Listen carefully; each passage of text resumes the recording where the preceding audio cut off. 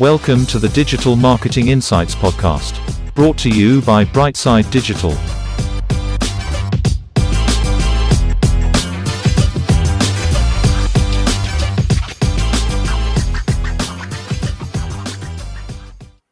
Hi everyone, welcome to the show. I'm delighted to say we have Gráinne here today. Gráinne is a digital marketing executive. Gráinne, how are you doing? I'm good. How are you? Thanks for having me. You're very welcome. And yeah, I'm great, thank you. Gráinne, let's start off the show by you telling us all a little bit about yourself. My name is Gráinne. I'm from Mayo, but I'm living here in Galway City. And I guess I don't have the most linear start to a career in digital marketing. I actually studied Irish and media in NUIG here in Galway City. And there I was lucky enough to receive placement when I was in third year of college. And I received placement in Rossnaroon out in Spiddal. For people listening who might not know what Rossnaroon is, it's a soap opera that's actually broadcasted on TG Cahir, and it's all in Irish. It's been on the go since 1996, and it's in its 26th season now. And when I was there, I got a taste for traditional media, and I suppose I got a bit of a taste for the side of digital because I got the opportunity to work with the social media team there, and we got creating content for some of their Instagram and Facebook platforms. And it was a great opportunity, and I really got the taste for all the digital side of media. And then from there, I went on to finish college, and I was lucky enough to get a job with an American company called Public Relay that works in media monitoring and analytics. They work with Fortune 500 level companies, doing monitoring on their media stories that may be in their news, online, on radio, on Twitter, on anything, and they go back to the company and give them insights on how that may affect their brand reputation. So we got to talking on the day-to-day with communications teams, crisis teams and marketing teams. And I guess from there I realised that I wanted to be on the other side of the table with the marketing teams. And I was lucky enough, I seen a job advert on LinkedIn for a digital marketing company here in Galway called Adhere Digital for a PPC executive. Now, I hadn't a massive knowledge about digital marketing, but I was eager to learn. And Paul, the CEO there, was willing to give me a chance as well. So I started off there back in June of last year as a PPC executive, so dealing with all pay-per-click. And as the role has evolved and the company is scaling, the role has now changed to a digital marketing executive. So I'm now studying a postgrad in digital media marketing in ATU, or people around Galway may know it better as GMIT. It's just going through a name change at the minute. It's transitioning into a university. So I guess my career has started as of last year, and it's grown from there in the digital marketing field. Brilliant. And it's so good to see your growth and the different touch points you've had in your career so far. Gráinne, right now, what would you see is your main strength in digital at the moment? So I guess as personally and as an agency with Adhere Digital, the main strength would definitely be paid media. So we particularly work in Google Ads and Bing Ads, so the pay-per-click or the PPC. And what that means to people who may not know, it's about putting ads on Google Ads, or formerly known as AdWords, and Bing Ads to get your keywords you want on top of the search engine results page. And we specialise in doing this for e-commerce clients and lead generation clients. And we're lucky enough this year to be named as a Google Premier Partner Agency. So that means that we're in the top 3% of Google Ads agencies. And this is one of the highest honours that Google can bestow upon an agency. So it's been incredibly rewarding to see that our Google Ads potential is reaching what Google sees as of premium standard. And also we have been branching out into organic traffic recently. We've been doing a lot with search engine optimization. The two work hand in hand, so it's been great seeing them working together. So more clients are coming to us saying, yeah, I want my ad on top of the Google search engine results page, but I also want the organic coming underneath it. And so we've been working with clients to optimize their landing pages to ensure that they have the right amount of keywords that is going to help the website rank, that they're getting the correct amount of backlinks, and doing research for them on that side of things as well. And that's also been helping their PPC ads because it's helping their quality score. And Google rewards people that have good and websites that have good quality scores in their ads. So doing the two together has been really rewarding because they help one another. They just have relationship with one another, and it's been fun being able to branch out into different channels within digital, because I think it's getting so much more important in this day and age to have like that omni-channel approach. I feel like everyone's speaking about that now, and I'm definitely seeing it as time moves on as well. Yeah, what a brilliant point you've made there. Several points. Just to touch on in more detail, obviously, I'm going to try and split this up into different stages, but keyword research and then the quality score, I want you to kind of touch on that because one thing a lot of people might not be familiar with quality score is the landing pages and how to develop and optimize for pages to improve that score. Is that something that you actively suggest and work on as well? Yeah, definitely. So once you put up an ad, Google will give you some scores out of 10. So they will give you a score out of 10 for your ad relevance. So this really comes down to us, the digital marketers, to make sure the ad relevance is spot on. This is nothing going back on the client or the developer or somebody making the landing page. So the ad relevance is ensuring that the keyword is mentioned enough times in the ad, and just making sure that if you put in that keyword, you know that ad is relevant to the keyword you're searching, and that's as basic as that gets. And then there's two others that can kind of fall back on the website and the landing page. So that is expected click-through rate, how likely somebody is to go on and click on site, and then landing page experience, and that's all scored out of 10. So the three of them are put together and they could give you maybe a 7 out of 10, and others, other features can knock you down or bring you up. So you could have a 10 out of 10, or above average, below average, average score is how they do that, and then they give the score. So you could have an above average ad relevance, so maybe you have an average landing page experience or a below average click-through rate, and that will hinder how the ad performs. So making sure that clients have a landing page or websites that's fully optimized towards the keywords that they want and the people and traffic that they want on the ad is so important. Really well said. Yeah, it's so important. And then I mentioned it beforehand that the keyword research. What do you do, Grania, to identify your keyword research? Do you look elsewhere away from Google? Yeah, I think it's really important. I know the ads that we primarily do, we primarily focus on Google ads, but it's really good to get a flavour of some of the other keyword research sites as well. And there's so many out there that are actually free as well, like Keywords Everywhere, which is a Chrome extension you can get, and that just gives you a breakdown of other keywords people have been searching once you put it into into your search bar. And Answer the Public as well. So they're two free ones. You can try them out and get a flavour of how people are searching for your particular keywords.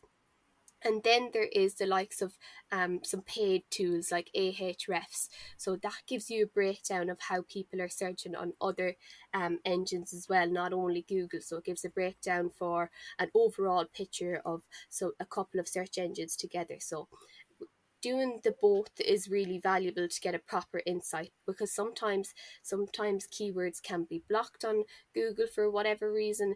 Maybe they think it has a negative connotation, so they won't show you what search volume it has.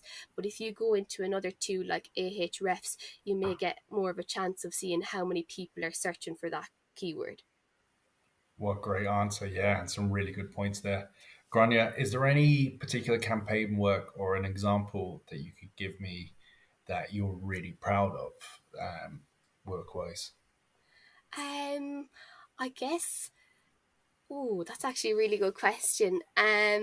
Yeah, no, there has been some campaigns recently that we have did that have just worked really well for clients. We have a legal client at the minute, and we've got to do some interesting ad copy around the whole field of legal, because there is a lot of compliance there as well that you have to be careful of when you're doing legal ads. But recently we've tried different types of campaigns, and with Google's latest iteration we have the Performance Max campaigns, and we've tried that for this particular legal client, and it's just went from strength to strength every month. And Performance Max has been initially brought out as the new Google Smart Shopping, but what people I think need to realize is it's actually really beneficial to lead generation clients as well. I think it's a combination of having the creative alongside, what can be quite, I don't want to say it, but what it can be quite boring ad copy, because there isn't a lot of space. There isn't a lot of space to maybe crack a joke and the likes of something as serious as the legal sector. But you can get creative alongside with pictures, and maybe it helps to tell a story more. And we've just seen that go from strength to strength, and we hope it can continue the pace that it's gone. But it's just increased telephone clicks, lead forms in tenfold, and it's really just started to feel like something is beginning to click. And that's probably one of the proudest projects I've been working on recently. And the Performance Max side of things is just something that we're learning about more and more every day. Brilliant, brilliant answer. And Gráinne, is there any particular softwares? I know you've mentioned a couple already, but is there anything else that you apply that really enhances your work? Yeah, I think, and this is just another one that we always encourage clients to get. It's one of the most useful tools I think for anyone, and the tool is called Hotjar. And Hotjar is a powerful tool that works hand in hand with any analytics platform that you may have, so your Google Analytics, and it gives you more understanding of the online behavior of the people that are coming to your site. And what I mean by that is not to get too jargony, but that basically means what Hotjar does, it gives you recordings of people on site and how they're interacting with your page. Maybe they only stayed 8 seconds on your homepage and bounced off, or maybe they were clicking on a button that didn't work, and Hotjar will flag that as an anger tap. If you have a small business, you can get a free account. It'll give you 35 recordings a day. If you're a substantial business and you have the money, it's €99 a month. But it's really useful, and you can exclude your IP address, so you're not going to be getting recordings of yourself on your website looking around. So you're not wasting the recordings if you want to go with the free version as well. But it's just really interesting to see how people are interacting on your website and how you can change it to benefit the user as well. And also just two more, in SEO Optimer. It just gives you a really nice breakdown of from A to F of how your website is performing in terms of SEO. You could get an F in links, so like a grade system, or you could have an A plus for on-page SEO, and it really breaks it down in a way that's easy to see, and it shows you how you can go through each part of SEO and work on it gradually, instead of just it seeming like a massive project.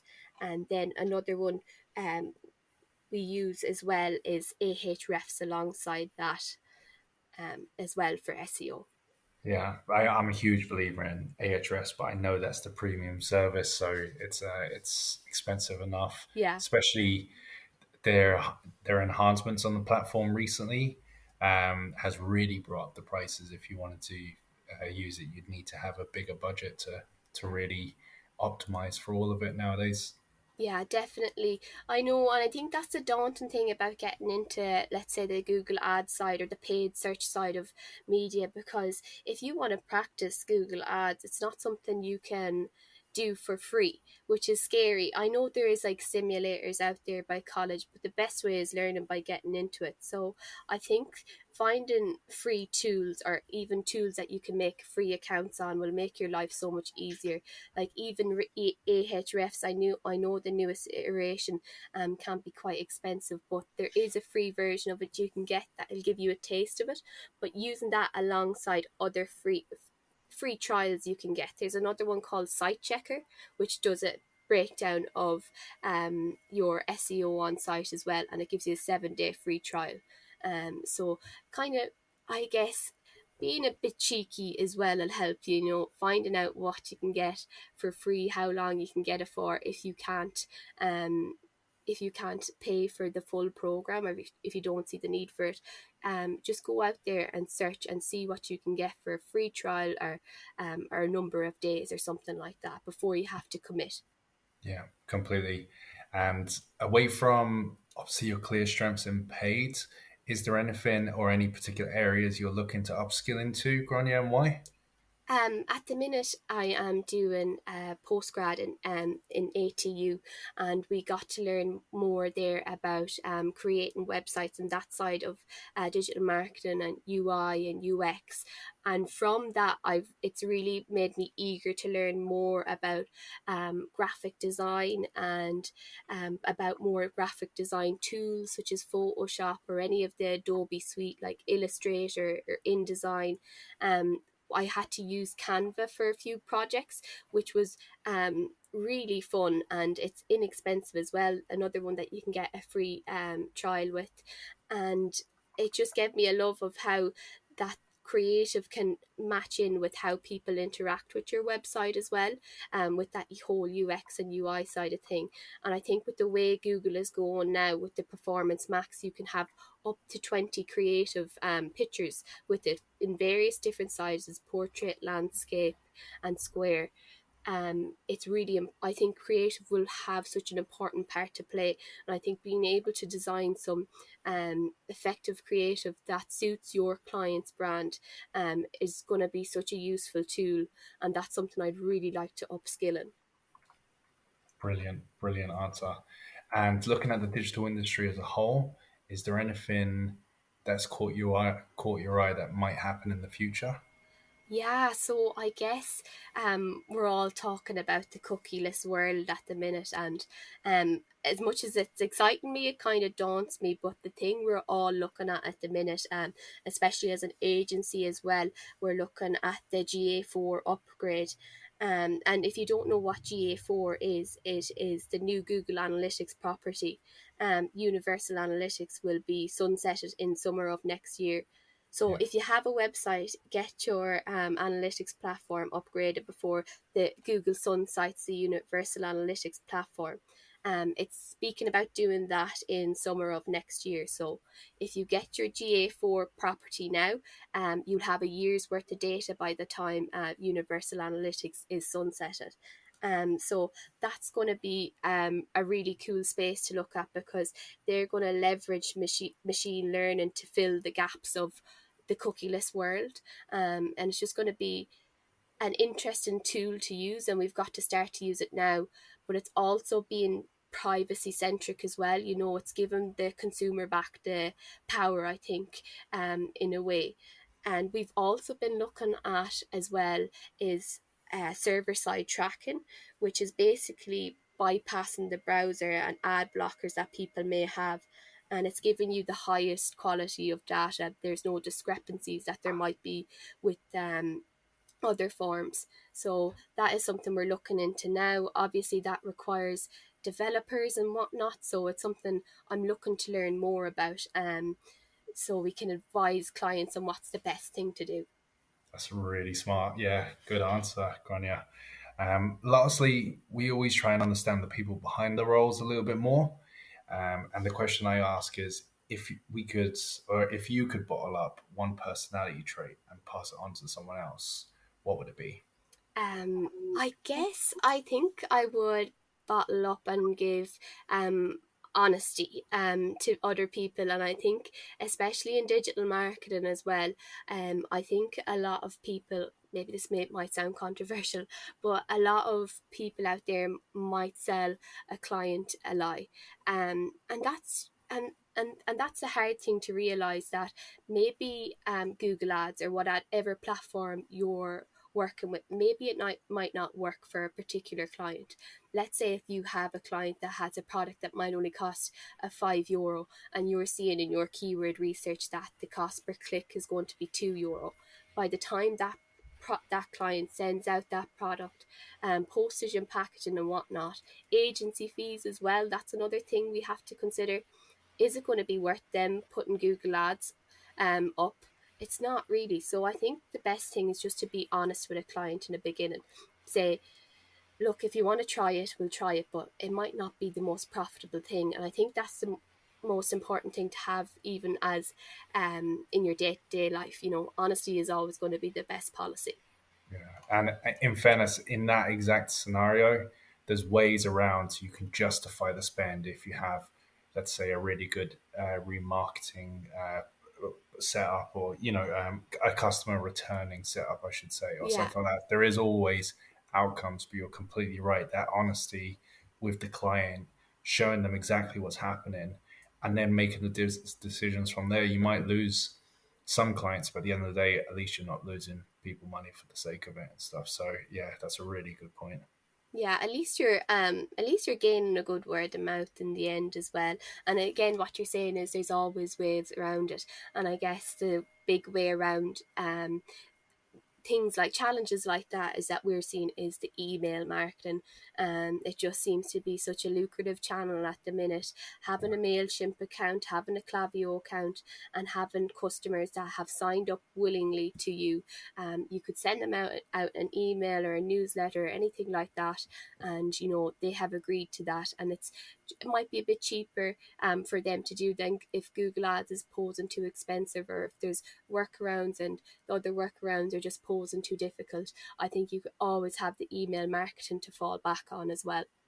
Yeah, really well said. And a great way to end the show. Gráinne, thank you so much for being on the show.